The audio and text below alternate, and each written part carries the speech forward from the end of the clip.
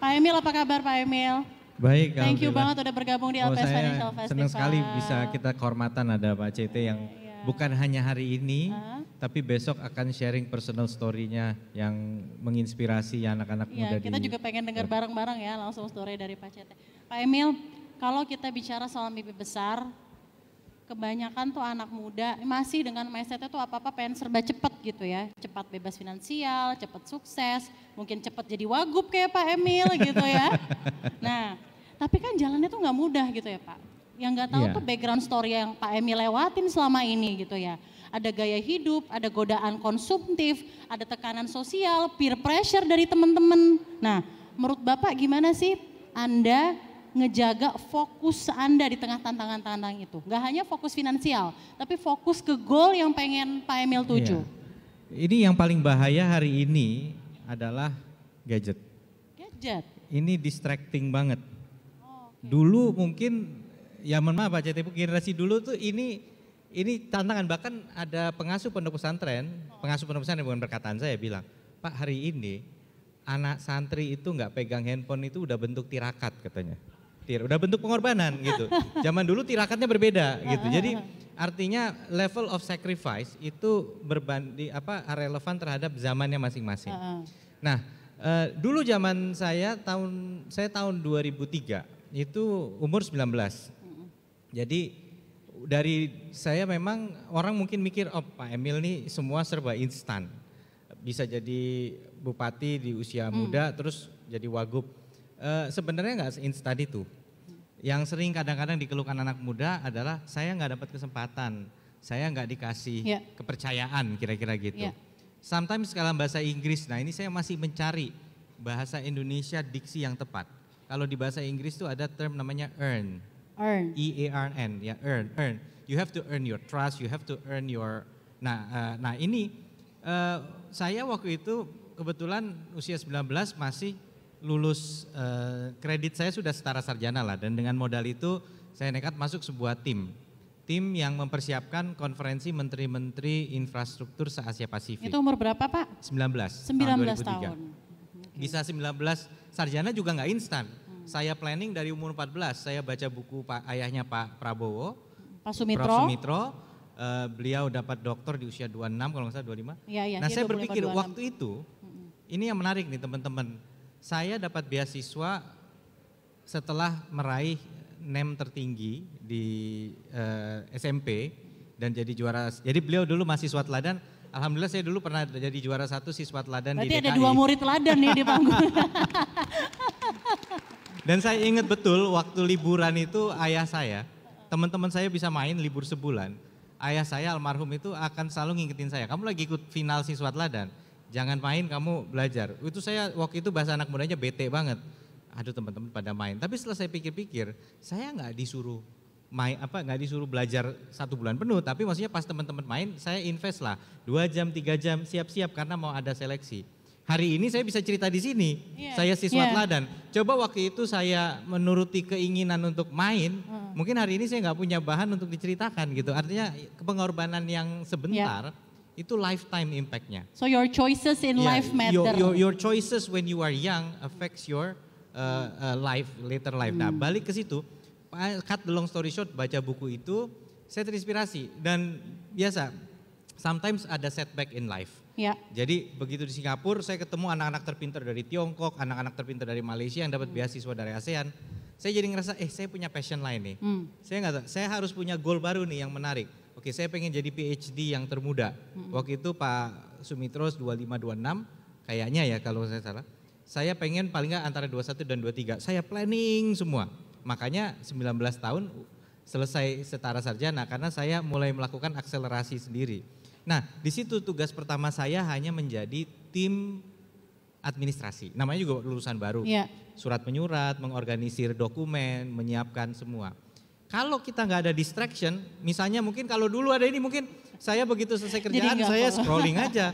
Waktu itu distraksinya banyak, ngobrol, browsing, udah ada browsing waktu itu, bisa browsing, bisa ngobrol, bisa main, bisa apa.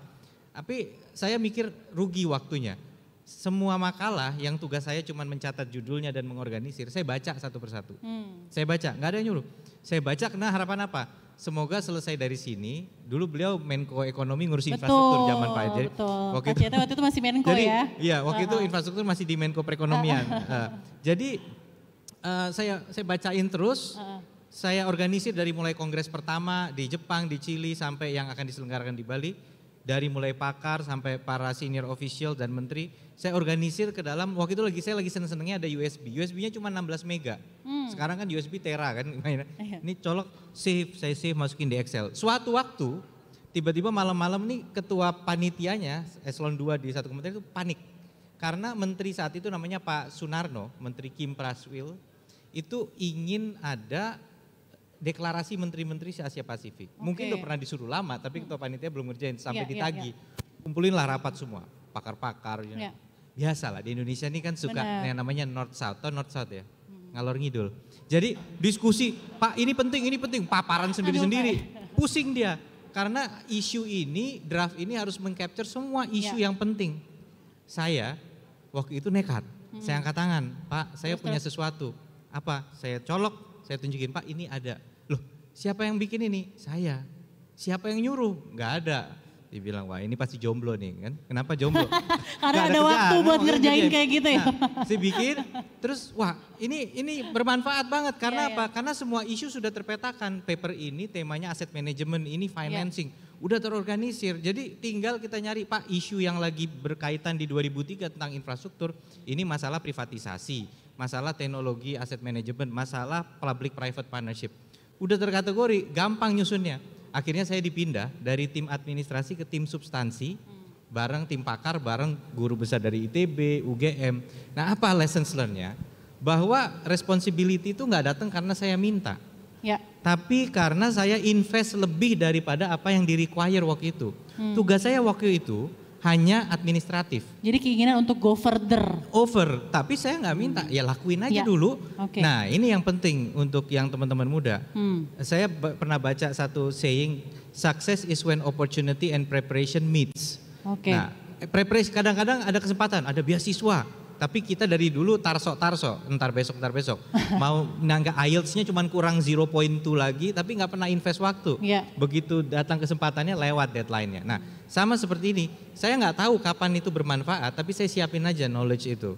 Nah akhirnya begitu malam itu ada dua hal yang penting. Satu keberanian, anak muda tetap harus berani. Saya yakin Pak CT adalah dulu figur yang berani. Kalau nggak punya keberanian, nggak punya nyali, nggak bakalan bisa. Tapi nyali doang nggak punya konten, itu namanya nekat. Malah bisa semakin terjerumus. Kalau waktu itu saya nggak berani angkat tangan, dokumen itu akan ngumpet selama-lamanya. Nggak akan ada yang tahu dan nggak akan ada manfaat. Tapi kalau waktu itu saya nggak punya dokumen itu, main angkat tangan terus ikut ngomong ngalor ngidul, ya saya hanya akan dikenang sebagai salah satu anak muda yang cuma modal nekat. Jadi preparation itu harus. Nah, opportunity kita nggak pernah tahu. Nah kalau anak muda nanya, Pak opportunity nggak datang, ya inilah banyak-banyak berdoa. Opportunity insya Allah akan datang. Mungkin itu sedikit pengalaman saya menjadi anak muda dulu. Makanya tadi how to keep your focus adalah memang nggak usaha, hasil tidak akan mengkhianati usaha. Unless you're ultra lucky gitu ya, the star align for you gitu ya. Anyone who gets there itu adalah hasil kerja keras. Nggak ada yang nyantai-nyantai, santuy-santuy, tenang-tenang terus toto dapat.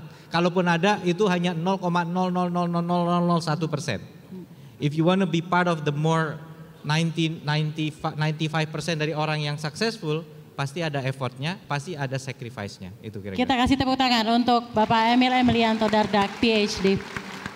Pak Emil tadi saya masih pengen nanya nih, follow up lagi pertanyaan dari Pak Emil. Kalau memang sukses itu adalah pertemuan jodoh antara opportunity dan preparation, persiapan dan peluang, momentum ini kan berarti tercipta, dia itu jadi sukses. Nah sukses ini, momentum ini nih di-create atau luck?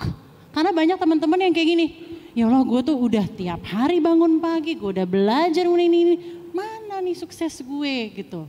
Nah apakah itu faktor luck juga berperan ataukah menurut Anda ya the repetition berulang kali itu akhirnya jadi momentum sukses kita sendiri. Gimana nih Pak Emil? Iya, jadi tadi Pak CT menyampaikan masalah pentingnya berorganisasi. Kenapa? Karena di situ kita networking lebih luas dari circle kita. Circle teman sekelas, teman sekosan misalnya. Tapi begitu kita berorganisasi, kita bahkan bukan hanya teman sekelas, lintas fakultas, lintas kampus. Artinya the more you connect, the more you will have opportunities. Kecuali tapi organisasi diem aja yang gak ada gunanya. Ya dia bergaul gitu. Nah tapi saya jadi teringat ada satu kesempatan waktu itu Pak CT, ada private equity paparan di depan menteri waktu itu. Nah private equity ini kemudian saya ingat bos saya sekarang beliau jadi partner dan founder Deloitte Infrastructure. Ya. Nah jadi waktu itu dia ada satu private equity paparan, saya nggak mau ngomong dari mana ya, tapi dari Middle East waktu itu kan duit minyak banyak kan untuk invest. Tapi menurut beliau paparan ini nggak dipersiapkan untuk menjawab spesifik apa yang diharapkan oleh menteri yang akan kita temui. Lalu balik dari situ dia bilang I'm disappointed, they didn't prepare well. Terus dia bilang gini ke saya, you know what, you need luck for success, but the harder you work, the luckier you get. Itu kata-kata beliau ke saya. Semakin kita bekerja keras, semakin luck akan hadir ke kita. Peluang kamu untuk beruntung semakin tinggi. Tepuk tangan terlebih dahulu. Jadi mindsetnya itu ya, mindsetnya nggak hanya menunggu luck kapan hadir, tapi memang dengan kita semakin kerja keras dan ada intensi gitu ya untuk maju, luck akan hadir ke kita. Mestakung, semesta mendukung.